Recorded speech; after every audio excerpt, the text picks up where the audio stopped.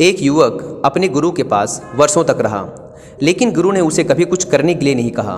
शिष्य बार बार पूछता रहता कि मुझे कुछ कहें, कुछ आदेश दें, मैं क्या करूं?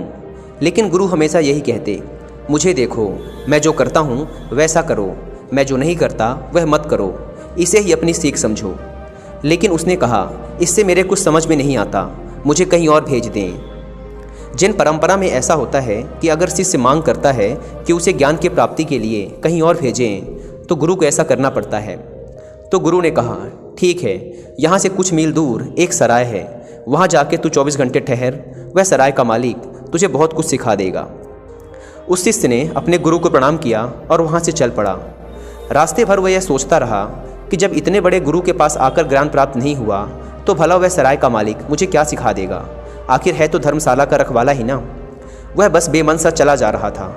वह जब उस सराय के पास पहुंचा, तो उस सराय के मालिक की शकल सूरत देखकर उसका दिमाग खराब हो गया। उसने सोचा कि भला यह मुझे क्या सिखाएगा। लेकिन क्या 24 घंटे तो रुकना ही था, गुरु का आदेश था। साथ ही गुरु ने यह भी कहा था कि देखते रहना, क्योंकि वह धर्मशाला का मालिक शायद कुछ कहे ना, मगर देखते रहना, गौर से जांचते रहना।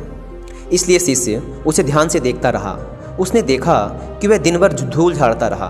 धर्मशाला में कोई आया, कोई गया, कभी नया कमरा साफ करता, कभी कोई पुराना कमरा साफ करता। बस वह दिन भर धूल ही झाड़ता रहा। शाम को बर्तन साफ करता रहा। रात 11-12 बजे तक वह देखता रहा कि वह सराय का मालिक बस बर्तन ही साफ करता रहा। वह बर्तन साफ करता करता ही सो गया। जब सुबह 5 बजे उस शिष्य की नींद खुली, तो वह भागा कि देखें तो वह सराय का मालिक क्या कर रहा है। उसने जाके देखा तो वह फिर से बर्तन ही साफ कर रहा था। जिन बर्तनों को उसने रात को साफ करके रख दिया था, वह सुबह उठकर उन्हें फिर से साफ कर रहा था। यह सब देखकर उस शिष्य से रहा नहीं गया। वह उस सराय के मालिक के पास पहुंचा और उसे हाथ जोड़कर कहा, महाराज, सब तो ठीक है और मैं आपसे ज़्यादा ज्ञान की उम्मीद भी नहीं रखता, लेकिन आप मुझे इतना तो बता दें कि ये साफ़ किए हुए बर्तन आप दोबारा फिर से क्यों साफ़ कर रहे हैं। उस सराय के मालिक ने कहा, रात भर भी बर्तन रखे रहें तो धूल जम जाती है। उपयोग करने से ही धूल नहीं जमती, रखे रहने से भी धूल जम जाती है। समय के बीतने से धूल जम जाती है। यह बात उस शिष्य के समझ में नहीं आई। वह गुस्से में अपने आश्रम वापस लौट गया और गुरु के पास जाकर चिल्लाते हुए बोला, आपने मुझे कहाँ भेज दिया था? उस इंसान के पास। उससे क्या सीखना? वो तो हद पागल इंसान है। वह तो बर्तनों को ही घिसता रहता है। रात 12 बजे तक बर्तन साफ करता रहा और सुबह उठकर फिर से उन्हीं रात को साफ किए हुए बर्तनों को दोबारा साफ करने लगा। गुरु ने कहा, तू भी यही करना समझ, इसलिए तुझे वहाँ भेजा था।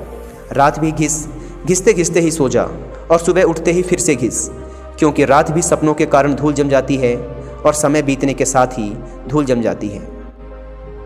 दोस्तों, इस कहानी में जिन मास्टर अपने शिष्य को सिखाना चाहते थे कि समय बीतने के साथ हमारे दिमाग में नकारात्मक विचारों, हीन भावना, हिंसा, क्रोध आदि की धूल जम जाती है।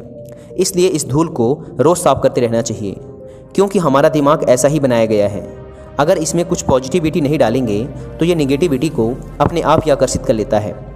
यहाँ जैन मास्टर सिखाना चाहते हैं कि अगर हमें अपने लक्ष्यों को प्राप्त करना है तो अपने आप को हमेशा याद दिलाते रहें कि आप कौन हैं, आपके लक्ष्य क्या हैं और आप क्या पाना चाहते हैं। क्योंकि समय के साथ नकारात्मक विचारों की धूल हमारे लक्ष्य को धुंधला करती चली जाती है। इसलिए यदि लाइफ में कुछ भी अचीव करना है तो एक अचीवर की तरह, एक विजेता की तरह हमेशा खुद को याद दिलाते रहें कि आप कौन हैं, आपकी मंजिल क्या है। इसलिए जिन गुरु ने शिष्य से कहा, तू भी अपने मन को लगातार साफ कर, दिन भी साफ कर और रात भी साफ कर। साफ करते करते सोचा और उठने के बाद भी साफ कर, अगर तुझे असल में ज्ञान और शांति प्राप्त करनी है तो।